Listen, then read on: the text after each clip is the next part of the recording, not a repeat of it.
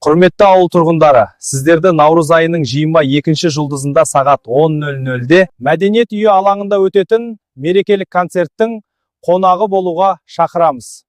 Ұлттық тағамдары, ойындары мен қазақтың салт дәстүрлерінен жарыс ұйымдастырылмақ. Сонымен қатар, белсенді қатысушылар мен жеңімпаздарға арнайы сыйлықтар табысталады. Олар: бас жүлде 1 орын, бірінші орын 1, екінші орын 2, үшінші орын 3.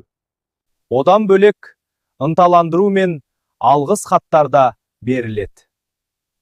Аталған мерекелік шарада ауылдың ауызбірлігін нығайту мақсатында әр көше тұрғындары мен мекеме қызметкерлерінен бір өнер салт дәстүрден 5-6 минуттық көрініс, болмаса ән немесе би. Сонымен қатар дастархан үлгісін Мәдениет үйі алаңында тамашалап, белсене атсалысуларыңызды сұраймыз. Жарыс ережелеріне тоқталсақ, аталған мерекелік шаралар тек Мәдениет үйі алаңында ұйымдастырылады. Жеке көше тұрғындары мен ұйымдастырылған дастархан мен өнер бағаланбайтынын ескертеміз. Бұл күні ақ дастархан жайылып, ақжарма тілектер айтылып, бірлік пен татулықтың мерекесі кеңінен аталып өтеді. Баршаңызды осы айтулы мерекеде бірге болып, шаттық пен қуанышқа бөленуге шақырамыз.